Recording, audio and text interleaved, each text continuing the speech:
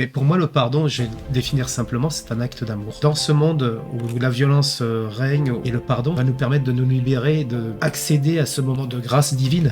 J'ai pu exercer un pardon fort avec mon père. Et c'est lors de ce soin que j'ai eu vraiment le déclic, cette vision de cet enfant qui lui-même était maltraité.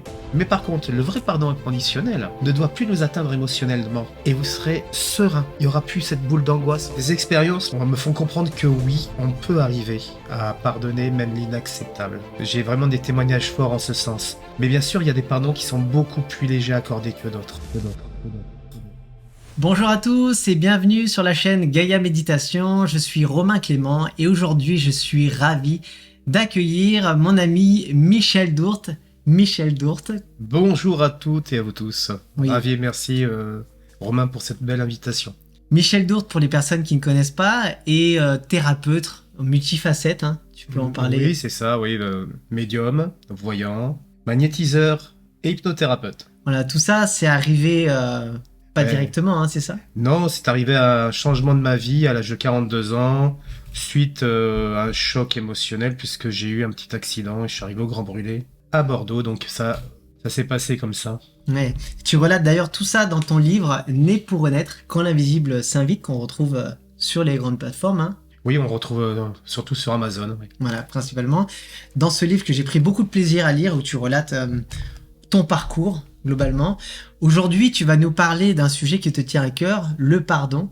Le pardon, bien sûr. On te retrouvera d'ailleurs prochainement, justement, pour un atelier Gaïa Méditation, le 19 décembre, jeudi 19 décembre à 21h. C'est ça. C'est bien ça, où tu donneras une cérémonie du pardon. Une cérémonie du pardon pour amener les gens à conscientiser que c'est un outil qui est extrêmement puissant. Oui. Vous allez voir, c'est quelque chose que j'ai eu l'occasion de vivre et vous allez voir que c'est très libérateur et finalement le pardon, je me rends compte que d'un point de vue du cheminement spirituel, on est obligé de passer par là. Mais je pense que c'est l'étape principale et c'est pour ça que nous sommes incarnés sur cette terre, pour apprendre à pardonner justement. Ouais. Et tu auras également le plaisir justement de parler du pardon, de faire cette cérémonie du pardon également aux Lumières de Gaïa. Oui, tout à fait, ouais. Le week-end du 27-28 avril 2025. Oui, merci de l'invitation d'ailleurs, j'étais très honoré, ça m'a beaucoup ému et je suis en joie de venir vraiment à votre rencontre pour vous amener sur cette cérémonie, pardon. Ça va être un week-end très fort en émotion. La première édition était déjà magique, vraiment très très forte en émotion. En ce qui me concerne, j'avais fait un bon cantique et là je suis vraiment heureux de partager ce moment à venir avec toi et avec tous nos amis. Il va y avoir de très très hautes énergies, ça va être magnifique, je suis vraiment ravi de pouvoir partager ce moment avec vous toutes et avec vous tous et puis avec bien sûr nos collègues et amis. Ouais. Et là aujourd'hui donc on va parler du pardon sous différentes formes parce que déjà, comment tu définis le pardon? Mais pour moi, le pardon, je vais le définir simplement, c'est un acte d'amour. Je pense que c'est le plus beau cadeau qu'on puisse se faire aujourd'hui, dans ce monde où la violence règne, où nous sommes confrontés sans arrêt à des conflits, à des difficultés dans notre vie personnelle. Et on se rend compte finalement que au départ, ce sont les faits qui nous perturbent, mais qu'après, ce sont nos pensées vraiment qui nous dérangent. Et le fait de repenser à des situations qui nous ont blessés, qui nous ont meurtris, eh bien, nous empêche de vivre et d'être dans la joie surtout. Et le pardon, cet acte d'amour qu'on va exercer, va nous permettre de nous libérer, de pouvoir accéder à ce moment de grâce divine, d'être dans la joie vraiment et de pouvoir comprendre aussi, mettre du sens dans tout ce que nous vivons.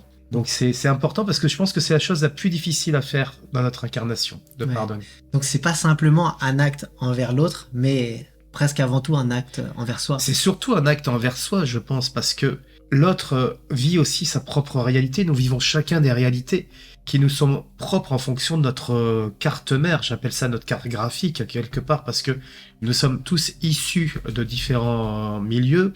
Nous avons tous notre histoire, nous avons tous notre passé, nous avons du karmique, nous avons du transgénérationnel, nous avons des mémoires cellulaires et nous avons surtout aussi des vies antérieures. Donc, appréhender tout ça, mais on se rend compte surtout que les personnes que l'on a en face, on ne les connaît pas. Ouais. Même celles qu'on pense connaître. Ouais. Et c'est ça qui est intéressant. Ouais, en effet. Et on entend souvent parler de cette notion du pardon dans les religions, Mais le pardon, globalement, ça dépasse la religion.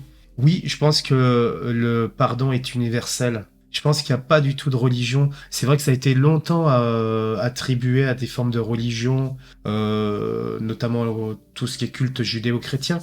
Mais non, le pardon est laïque, hein. C'est un pardon universel. C'est un pardon qui s'adresse à tout le monde, que ce soit de n'importe quelle culture, de n'importe quelle religion. Voilà, c'est le propre de l'être humain finalement. Ouais. Est-ce que tu penses que tout est pardonnable? On peut tout pardonner? Ces expériences me font comprendre que oui, on peut arriver à pardonner même l'inacceptable. Mm. J'ai vraiment des témoignages forts en ce sens. Mais bien sûr, il y a des pardons qui sont beaucoup plus légers à accorder que d'autres. Après, c'est un long voilà, ça prend, la temporalité, elle est propre à chacun. Ouais. Le principal, c'est d'y tendre.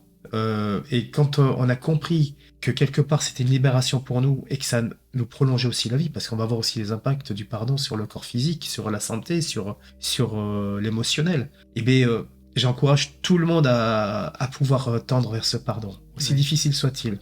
Pour l'instant, de ton côté, tu penses avoir réussi à tout pardonner? Même si c'est une question un peu intime, hein, mais Ben ouais, est-ce qu'il y a encore des choses aujourd'hui que tu n'arrives pas à pardonner? disons que quand on pratique le pardon sur des choses difficiles, et quand on prend conscience de la force et de la puissance de ce pardon, et qu'on le pratique dans son quotidien, parce qu'il faut dire qu'on est tous confrontés à des difficultés, que ce soit avec la famille, que ce soit avec les amis, que ce soit dans le milieu professionnel, à force de travailler sur le pardon et sur l'amour, on se rend compte qu'on est plus fort. Gandhi disait que le pardon était l'attribut des forts, mais c'est exactement ça. Et on a cette capacité à pouvoir même pardonner ce qui paraissait inacceptable et impensable avant. Ouais. C'est-à-dire que c'est un travail sur soi.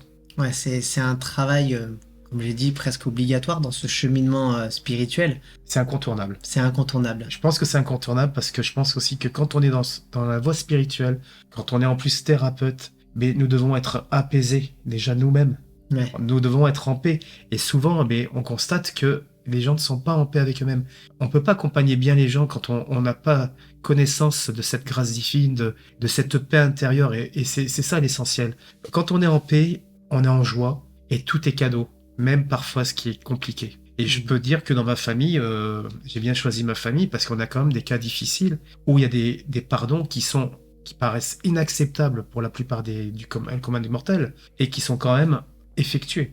Ouais. Sans forcément entrer dans les histoires les plus intimes, mais est-ce que tu as des exemples comme ça de pardon, de choses que tu as pardonnées avec des proches, dans ton entourage, des amis ou autres? Oui, bien sûr. Alors, bien sûr, et il y a pas si longtemps que ça, encore il y a 2 ans, j'ai eu vraiment un souci avec une collègue. Mais le plus fort pardon que j'ai pu exercer, c'était vis-à-vis de mon père et vis-à-vis du fait que, même si chaque enfant vit sa réalité, hein, je vais insister là-dessus parce que il faut savoir qu'on n'est pas là pour convaincre l'autre, et souvent dans un conflit ou dans une relation, chacun a sa réalité des choses et des événements. Et en plus, sa place des enfants dans la fratrie, quand il arrive en fonction de l'âge des parents, on n'a pas du tout la même vision des choses et de l'éducation que l'on reçoit. Bon, mon père, pour moi, était un père qui était militaire, qui était pas aimant dans le sens du terme de s'occuper de ses enfants, etc. On n'était pas sa priorité. Donc, il a fait ce qu'il a pu. Mais j'ai pu exercer un pardon fort avec mon père, qui était réciproque. Et ça nous a libérés, mais tous les deux.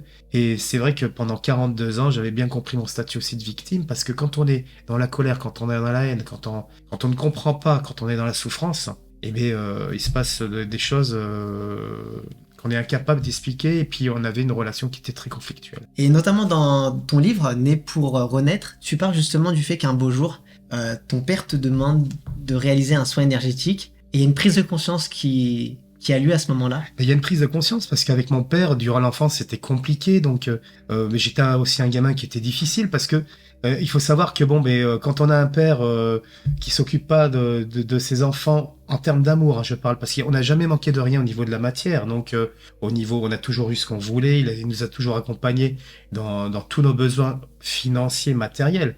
Mais ce qui nous a manqué, c'est l'amour d'un père aimant, avec des partages, des souvenirs, etc. Et puis on avait un père aussi qui avait vécu de traumatismes lors d'accidents, donc les filtres étaient un petit peu effacés, et puis ce qui fait qu'il était pas patient, donc on pouvait avoir une violence verbale et une violence physique. Et c'était très compliqué pour moi quand il m'a demandé finalement de lui faire un soin énergétique. Parce que je me suis dit, mais comment je peux faire un soin énergétique à quelqu'un qui m'a toujours déconsidéré parce que il me disait toujours que j'étais un bon à rien, que je ferais jamais rien dans ma vie. Et j'avais eu que de cesse dans ma vie de lui prouver justement le contraire en étant professeur, moi qui détestais l'école, hein, et moi qui étais aussi où j'ai redoublé plusieurs fois, etc.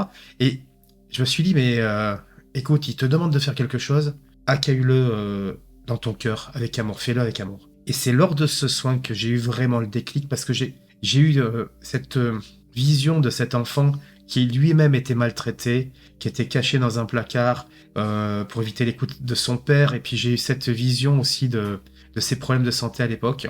Et du coup, je me suis rendu compte que j'avais porté un jugement sur mon père et que je connaissais pas du tout l'histoire de mon père parce qu'il n'en parlait pas. Oui. Et c'est là que ça m'a fait ok. J'ai compris que nous étions dans la vie très obtus et que on est surtout très centré sur soi et sur son intérieur. Et puis moi, c'était la souffrance. Et puis j'avais mis en bouc émissaire mon père. C'était lui qui était responsable de tout. J'avais d'autres choses à régler en parallèle. Mais c'était plus facile de lui dire, bah allez, je lui mets tout dessus. Et puis voilà. Sauf que je me suis rendu compte que mon père, qui ne parlait jamais, hein, c'est pas un grand bavard, mon père, hein, mis à part pour nous engueuler ou nous dire des choses qui étaient pas très sympas, et bien je le connaissais même pas, je connaissais pas son histoire. Et là, j'ai vraiment mesuré des choses. C'est vrai que c'est important parce que de prendre conscience qu'on ne connaît pas toujours l'histoire de la personne. C'est vrai que cette dimension revient régulièrement aussi par rapport au pardon. On a tendance parfois à s'emporter par rapport à nos émotions, nos blessures directes, sans forcément se mettre à la place de l'autre et avoir conscience du vécu. C'est exactement ça. C'est-à-dire qu'en fin de compte, toutes les personnes, nous jouons notre pièce de théâtre. Nous sommes l'acteur principal de notre pièce de théâtre et tous les gens que l'on a en face sont des acteurs qui nous donnent la réplique et qui sont là pour nous faire travailler. Ils nous font travailler sur quoi ? Sur nos blessures. Forcément, quand on a des gens avec qui on a des conflits, ça nous renvoie à quoi ? À nos blessures. C'est nos blessures d'abandon, d'humiliation, de rejet, etc. Donc, c'est vrai que finalement, ces gens-là, il faudrait les remercier parce que on est là pour évoluer spirituellement et grandir. Oui. Et on ne sommes pas là pour avoir endossé un statut de victime en disant que c'est trop injuste et que personne nous aime. Mais ça passe aussi par l'amour de soi. C'est-à-dire que pour pouvoir évoluer spirituellement, il faut déjà commencer par s'aimer. Redorer ce blason et de la confiance en soi par l'amour que l'on se porte. Et puis après, comprendre que on ne connaît pas la vie des autres et que tout est basé sur un jugement, sur un moment donné. Et parfois aussi, ce que j'ai remarqué, Romain, ce qui est intéressant, c'est que ce qui te paraît futile ne l'est pas forcément pour l'autre. C'est-à-dire que, comme je te disais, nous sommes des êtres uniques, chacun a son vécu. Mais par exemple, il y a quelqu'un qui va focaliser sur les feuilles du voisin de l'arbre qui tombe dans sa piscine, ils vont aller en procédure, ça va être terrible, etc. Alors que toi, de l'extérieur, tu te dis, disons, c'est vraiment... C'est ridicule. Mais non, ce n'est pas ridicule. Parce que pour les personnes qui vivent ça, ce n'est pas ridicule. Et on a toujours tendance à minimiser ou à vouloir juger, à porter un jugement, alors qu'on ne connaît pas justement les blessures de chacun. Et pour cette personne, c'est pas possible.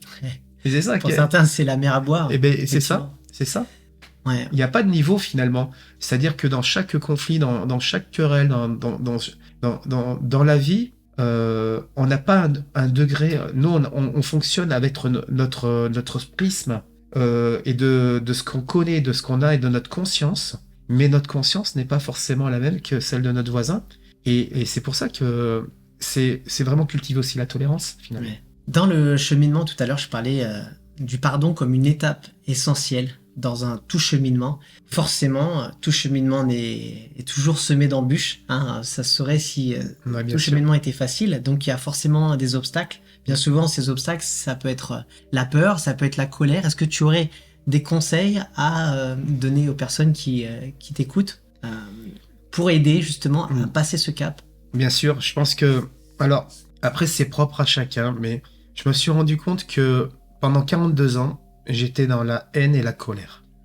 Et j'étais meurtri, j'étais en souffrance, mais vraiment en souffrance. Et donc, tout ce que je vivais, forcément, bah, quand on est en souffrance, quand on est dans la haine, dans la colère, on vibre pas pareil. Donc, forcément, on attire aussi mais des convenus. Et donc, ça, c'était systématiquement, d'ailleurs, tout le monde m'appelait Calimero. D'accord. Parce que c'était une Italie. Mais par contre, quand vous voyez que vous êtes dans cette haine et cette colère, autorisez-vous à pardonner. Autorisez-vous à travailler sur le pardon. Parce que c'est tellement libérateur, je peux vous dire que ça a changé ma vie. Aujourd'hui, je n'ai plus du tout la même vision des choses et je comprends mieux les choses aussi. C'est-à-dire que quand on a des gens qui sont aigris, qui sont dans la haine, qui sont dans la colère, qui sont tristes, mais pourquoi tant de souffrance? Pourquoi endosser toute cette souffrance alors que cette souffrance, on peut en faire autre chose? Tu vas nous aider justement à vivre tout ça lors de la cérémonie du pardon. Oui. Je le rappelle, le 19 décembre à 21h. On mettra tous les liens dans la description pour pouvoir participer à cette cérémonie. J'ai participé, comme je le disais. Ouais. C'est vraiment quelque chose de puissant et de fort. Là, on a parlé justement du fait que voilà, il y a ces clés pour surmonter la colère, surmonter la peur, mais biologiquement parlant, est-ce que certaines personnes sont plus à même d'avoir des blocages d'ordre du coup biologique et psychologique? Ah ouais, c'est une super question. Mais oui, parce que moi, mon côté cartésien, en fin de compte, quand j'ai commencé à travailler sur le pardon, j'ai voulu savoir ce qui se passait aussi au niveau cérébral. Parce que je me suis dit, comment est-ce possible d'être dans la joie comme je le suis aujourd'hui, alors que j'ai été dans la colère pendant tant d'années et je me lève, voilà, je suis toujours en joie. Dans toute la journée, je suis en joie. Et je me couche en ayant cette gratitude. Et je me suis dit, mais il se passe quelque chose dans mon cerveau, c'est pas possible. Et c'est là que je suis tombé sur les recherches vraiment très intéressantes du professeur japonais Yataru Sato de l'université de Kyoto, qui a identifié une zone qui s'appelle le précuneus. Je sais, c'est un nom j'adore ce nom. Et ce précuneus est une zone qui est située au niveau cortex inféro-pariétal et qui serait une zone qui serait la zone du bonheur et de la joie. Ouais. Et donc, dans ses recherches, il a constaté que tout le monde n'était pas égal. C'est-à-dire, On n'a pas la même taille. Exactement, que la densité de matière grise, en fonction des individus, n'était pas du tout similaire. Et donc, que les personnes qui avaient un précuneus qui était plus développé avaient plus cette faculté d'être dans la joie, etc., et dans l'acceptation et dans le processus du pardon, que quelqu'un qui avait un précuneus moins actif. Alors, c'était très intéressant. Et donc après, ils ont fait des recherches avec des IRM pour voir un petit peu comment cette zone s'activait. Mais, alors, la bonne nouvelle, c'est que pour toutes les personnes qui ont un précuneus, qui est rabougri ou qui fonctionne pas très bien et qui est pas opérationnel, la méditation est un outil énorme. C'est-à-dire que la densité de matière grise grossit. C'est comme un muscle quand on entraîne ce muscle. Et le pardon aussi permet d'augmenter ce volume de précuneus. D'accord. Donc, ça augmente la joie, ça augmente... Mais c'est-à-dire que la colère, la haine font place à de la joie et à du bonheur et de l'empathie. Donc c'est très intéressant. C'est magnifique, c'est surtout de voir effectivement qu'on n'est pas destiné forcément à vivre une vie dans la rancœur, etc. C'est vraiment quelque chose qu'on va pouvoir transmuter dans cette vie. Donc tu as parlé de méditation. Oui. Est-ce qu'il y a, selon toi, est-ce que tu connais d'autres outils, Bien sûr, peut-être, et d'autres outils qui permettent d'aller vers le pardon, d'enclencher ce processus? L'hypnose est un outil fabuleux pour vous accompagner, notamment sur des pardons qui sont plus ou moins difficiles. Parce que en hypnose humaniste, par exemple, vous avez une possibilité d'aller couper ce cordon de souffrance qui vous relie à l'individu. Bien sûr. Et d'aller vous débarrasser de ce cordon de souffrance. Et c'est un outil que j'ai pratiqué moi-même quand j'ai eu un conflit avec mon proviseur. Et bien, je me suis fait aider. Pourtant, j'avais déjà eu cette phase de pardon avec mon père, mais voilà, je me suis fait aider avec un autre outil qui est l'hypnose. Et c'est miraculeux parce que là, vous prenez conscience qu'on peut aller dans un pays de rencontre, aller couper le cordon de souffrance que l'on a avec la personne concernée, et puis on revient, on est apaisé. Ouais. C'est de retrouver cette paix intérieure. Mais ce qu'il faut dire aussi, c'est que ce qui est intéressant dans le pardon, c'est que ce n'est pas la tribu des faibles. Je l'ai déjà dit, Gandhi disait que c'était la tribu des forts. Justement, il faut être très fort pour pouvoir pardonner, accéder au pardon. Et c'est surtout ne pas cautionner. Parce qu'il y a une grosse confusion. Accepter, cautionner, excuser, tout ça, c'est des... Ben oui, parce que souvent, c'est notre ego qui parle. Quand on a une situation compliquée, que ce soit avec un membre de sa famille, que ce soit avec un supérieur hiérarchique, avec un collègue, que ce soit avec des amis, qu'est-ce que l'on fait? Mais notre fierté, notre ego, nous dit, bah non, il est hors de question que je me rabaisse à ça. Mais c'est pas se rabaisser, justement. Parce que c'est pas lui donner raison à la personne en face. La personne qui est en face, elle reste dans sa réalité qui est la sienne. Et vous, vous êtes dans votre réalité autre. Par contre, de prendre conscience qu'en pardonnant, et en vous pardonnant vous-même aussi, vous vous libérez, et que vous pouvez en même temps, et c'est d'autres recherches qui ont été faites au niveau du corps et des émotions, du corps physique, etc., par un autre professeur anglais, qui a constaté que toutes les personnes qui étaient en phase de pardon prolongeaient leur espérance de vie. Ah. Ben forcément, parce que quand on est dans la tristesse, quand on est dans la colère, quand on est dans la rancœur, quand on est en souffrance, qu'est-ce qui se passe? Taux vibratoire. Alors déjà, notre taux vibratoire se rabaisse, mais autre chose, nous avons aussi des parties du corps qui viennent s'accélérer, comme le palpitant, hein, le cœur qui peut battre la chamade, etc. On peut se retrouver angoissé, on perd le sommeil souvent. On a une zone de stress qui s'accélère, on a le taux de cortisol qui augmente. Donc on a plein de facteurs physiques qui font que on amoindrit son espérance de vie parce qu'on maltraite notre corps. Et ce qui est intéressant aussi, c'est qu'au début, ce sont des faits qui nous font réagir au niveau du corps physique et émotionnel. Mais après, on se rend compte que ce ne sont plus les faits qui nous font réagir, ce sont nos pensées. C'est-à-dire que nous rendons esclaves de nos pensées. D'accord. Et à force de ressasser et de répéter, de repenser tout le temps au passé et aux choses qui sont passées, et c'est les pensées qui prennent le dessus. Et c'est vous installer dans un état d'être qui correspond un état d'être, exactement. Et on a des dépressions, on a des gens qui provoquent des maladies, qui provoquent des cancers, parce qu'on a ressassé. Exactement. Et je pense que on parle souvent de développement personnel. Alors c'est bien le développement personnel, mais je pense que ce qu'on devrait apprendre surtout, c'est la relation aux autres. Parce que toute notre vie d'incarné, elle y a qui? Ouais. Est-ce que dans ce processus de libération, selon toi, où est l'importance également de pardonner à l'autre? C'est-à-dire, est-ce que ce pardon doit être accordé à l'autre? C'est-à-dire, si tu es dans cette démarche de pardon, je sais pas si je m'explique bien, tu es dans cette démarche, mais que tu ne vas pas dire à l'autre que tu le pardonnes, est-ce que ça marche aussi? On n'est pas obligé de lui dire. C'est pas une obligation. Hein. C'est pour ça que ça, c'est ma vision personnelle. Je pense que déjà, c'est une libération pour soi-même. Je veux dire, quelqu'un qui va rester campé sur ses positions, il va rester campé sur ses positions. Pardonner, ça veut pas dire cautionner, j'ai déjà dit, mais ça veut pas dire renouer aussi avec des gens qui sont toxiques, qu'on considère toxiques. On vous demande pas de repartir en vacances avec des personnes qui vous ont fait souffrir ou taper sur l'épaule comme si de rien n'était. Mais par contre, le vrai pardon inconditionnel ne doit plus nous atteindre émotionnellement.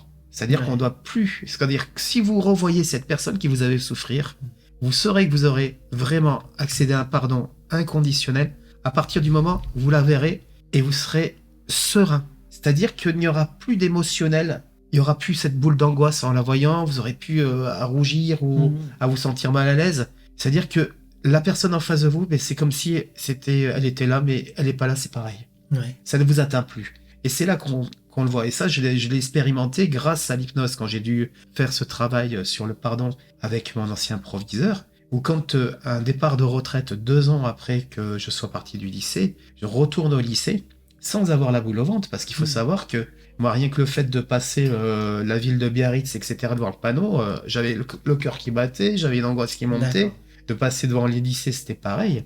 Et je me suis retrouvé face à lui, ça m'a fait ni chaud ni froid. Et j'étais totalement détendu et apaisé. Et c'est là que je me suis dit, mais c'est quand même hyper puissant. Ouais. Tu sais, à ce moment-là que tu as pardonné, parce que tu te rends compte qu'il y a un vrai changement dans la manière de vivre la chose. Et pourtant, on en avait parlé comme ça à plusieurs reprises. Pardonner, ça ne veut pas dire oublier non plus. Ça veut dire que tu te souviens de tout ça, mais ça n'a plus le même effet sur toi. La même emprise. Quoi. Je me souviens de tout ça, mais aussi j'apprends à mettre du sens sur ce que je vis. Et c'est ça aussi la clé d'évolution spirituelle. Moi, à chaque fois qu'il m'arrive quelque chose, parce qu'il m'en arrive, c'est pas parce que je suis médium magnétiseur que j'ai pas de difficultés dans ma vie quotidienne. On en a tous. On n'oublie pas, ça fait partie de notre histoire de vie. Par contre, ça ne nous perturbe plus. Ouais. C'est ça l'essentiel, la différence. Comme si on avait changé de prisme par rapport à ce qu'on avait vécu. C'est-à-dire qu'on a transformé quelque chose qui était négatif en quelque chose de positif qui ne nous atteint pas. Ouais. Et c'est ça là. Parce que notre cerveau aussi, il engramme, il a tendance à engrammer que ce qui est négatif. Et tout le positif glisse. Mais tout le négatif s'engramme. C'est pour ça qu'on a souvent aussi des gens qui ont toujours tendance à voir le verre à moitié vide, plutôt que le voir moitié plein. Mm. C'est tout un état ça se travaille finalement. Ouais. Et dans chaque chose qui m'arrive, parce que c'est pas parce que je suis médium ou magnétiseur qu'il m'arrive pas des choses, je me pose toujours 3 questions. Pourquoi je vis cette situation? Qu'est-ce que ça éveille en moi au niveau, ou réveille en moi au niveau émotionnel et corporel? Ouais. Et enfin, surtout, la 3e question, qu'est-ce que j'ai à retenir de positif de cette situation? Parce que nous sommes toujours en train de retenir les négatifs, toujours. Mais jamais le positif. Alors vous allez me dire, oui, mais dans certaines situations, le positif. Oui. Mais le positif, c'est que nous sommes sur un champ d'expérimentation et que nous sommes là pour évoluer. Ouais. Et quand on a compris ça, eh bien, on avance et puis on se dit, ok, alors comment je peux transformer ça en positif? Donc, là, et savoir aussi ce que ça arrive, parce que nos blessures, elles font partie de nous. On les aura tout le temps. Mais on peut mettre une belle pommade cicatrisante de manière à ce que ce soit plus facile. Ouais. Tu as parlé tout à l'heure de l'importance quand même de l'amour de soi, dans une certaine échelle. Enfin, je parle d'échelle, mais parce que souvent c'est quelque chose qui va revenir. Qu'est-ce qui est plus difficile entre pardonner aux autres, pardonner à soi également, ou pardonner aux proches? Parce qu'on retrouve aussi cette notion de se pardonner soi. Qu'est-ce que tu peux dire là-dessus? Mais déjà, je pense que il faut pouvoir s'aimer soi-même. Alors, c'est pas être égocentré, hein, c'est pas faire du narcissisme. Mais quand on a l'estime de soi. D'avoir l'estime de soi, et surtout quand on a des parcours qui sont chaotiques, quand il y a de l'inceste, etc., quand il y a du manque de confiance, quand il y a de la violence, on a perdu toute cette estime de soi. L'idéal, c'est de la retrouver, cette estime de soi. Aujourd'hui, il y a des outils qui sont très performants pour retrouver l'estime de soi. Nous avons quand même de la chance de vivre à cette époque où nous avons quand même beaucoup de thérapies qui nous permettent, des thérapies brèves, d'accélérer les choses. Pour ma part, moi, j'ai fait 10 ans de psychanalyse. Je voyais jamais le bout du tunnel et quand j'ai rencontré l'hypnose, ça a été une révélation pour moi. Ouais. Donc, on a quand même des outils qui sont puissants et qui nous permettent de reprendre confiance en nous, de retrouver l'estime de soi. Quand on s'aime déjà et qu'on a l'estime de soi, c'est beaucoup plus facile parce que souvent, les gens qu'on a en face nous renvoient un problème d'identité profonde et d'amour. Et donc, on a nos blessures. Donc, c'est comme les gens qui n'arrivent pas à dire non, par exemple. Je dis pas non parce que qu'est-ce qu'il va penser de moi? Et si je dis pas oui, il va dire que je suis méchant. Ouais. Ou que je suis pas sympa avec lui. Mais non. On va voir ensemble, lors de la cérémonie du pardon, on aura, j'imagine, beaucoup de retours de toutes les personnes qui participeront. En l'occurrence, je sais, enfin, pour l'avoir expérimenté plusieurs fois dans ma vie quand même, à quel point le pardon va vraiment accélérer ce processus. On a parlé tout à l'heure, tu as parlé de cette zone dans le cerveau qui correspond au bonheur, à la joie. On se rend compte quand même que le pardon va vraiment aider derrière à améliorer, du coup, par la même occasion, la santé mentale, la santé physique également. Hein. Physique, émotionnelle, d'être heureux, d'être encore plus heureux que ce qu'on en est dans la vie. Et en plus, plus on va appréhender cette notion de pardon, plus on sera en capacité, quand on recevra quelque chose qui est très compliqué, de passer à l'étape suivante rapidement.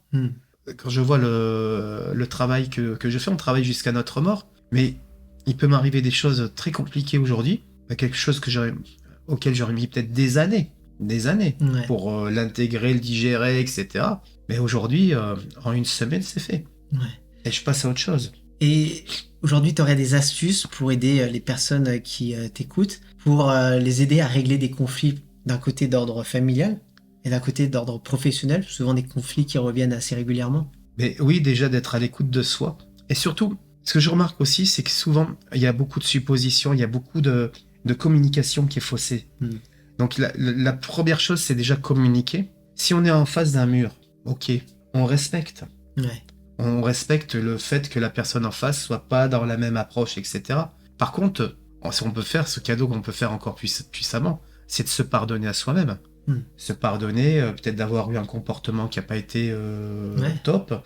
D'avoir des fois laissé ouvert la brèche pour permettre à l'autre. Exactement. Justement se pardonner de ne pas s'être positionné à temps. Parce que c'est souvent ça aussi. Ouais. C'est d'ailleurs retrouver sa place, se pardonner de s'effacer, se pardonner tout simplement d'être humain, se pardonner aussi de la part de culpabilité qu'on peut porter aussi sur les choses. Ouais. Parce que il y a beaucoup de gens qui se sentent coupables et qui ont cette part de culpabilité. Et bien, de se pardonner, de porter cette part de culpabilité, c'est important aussi. Merci beaucoup une fois de plus pour toutes ces clés que tu partages. J'ai très hâte, en ce qui me concerne, d'être à nouveau à cette cérémonie du pardon du 19 décembre à 21h. pour toutes les personnes qui auraient envie de te rencontrer. Alors je sais que ton emploi du temps en tant que médium est déjà très chargé, mais les personnes peuvent te retrouver sur les réseaux. Oui, alors sur ma page Facebook essentiellement. On va afficher ça à l'écran, en description également. Instagram, je suis pas encore très au point, essentiellement. Et puis sinon, suivez mon actualité parce que je fais beaucoup de conférences dans des salons, donc je bouge assez. Le but, c'est quand on connaît la puissance de cet outil, c'est pas de les garder pour soi, c'est de le partager avec un plus grand nombre. Et honnêtement, ça peut vous changer la vie. Alors, on peut voir à quel point d'ailleurs ça t'a changé la vie, pour les personnes, je le rappelle, qui ont envie de lire le livre pour connaître un peu plus par rapport à l'histoire de Michel. Comme tu le disais tout à l'heure en off, il pourrait y avoir 4 éditions différentes du même livre. Ouais, je changerai déjà la première déjà aussi. Voilà. Mais parce que on évolue constamment, donc notre vision à un moment donné de l'écriture évolue aussi avec l'expérience et avec les rencontres. Mais c'est vrai que déjà, si vous pouviez déjà faire des pardons légers dans votre quotidien déjà, par rapport à des conflits au travail, par rapport à des conflits familiaux, des différends, parce que souvent on voit aussi qu'on coupe des ponts pour des choses qui paraissent futiles mais qui ne le sont pas pour vous, puisque je dis chacun vit sa propre réalité. Et surtout, c'est cultiver cette tolérance, parce que ce que l'on voit parfois chez l'autre, il faut pas l'oublier qu'on l'a peut-être été dans une vie antérieure. Et qu'on n'est pas tout blanc. Moi, dans ma vie, j'ai fait souffrir des gens jusqu'à l'âge de 42 ans, même après. C'est-à-dire que c'est difficile de tendre vers la perfection, mais c'est aussi se dire, ok, si je commence déjà à pratiquer un pardon léger, ça peut me permettre dans des situations plus complexes d'évoluer. Il y a Sam Brown qui a été déporté à Auschwitz, qui a pardonné à ces Allemands, à tous ces Allemands qui avaient tué sa famille dans les camps de concentration. Et quand il est sorti de ces camps, il s'adressait aux Allemands et il leur a dit, je vous pardonne, parce que il leur a dit que c'était la seule chose qui lui permettait de rester un être humain dans cette incarnation. Et vous avez d'autres exemples de pardon qui sont quand même très très forts, comme Jane Forrest qui a perdu sa fille Liliane dans un attentat et donc qui est assassinée et qui va donc assister au procès des meurtriers de sa fille unique.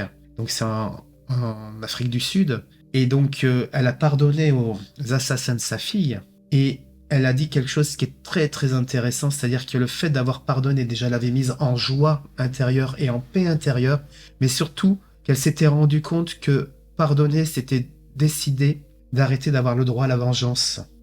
C'est-à-dire qu'elle avait laissé la partie justice de côté, faire son travail, et elle s'est fait ce cadeau, et puis elle l'a comporté dans le monde entier.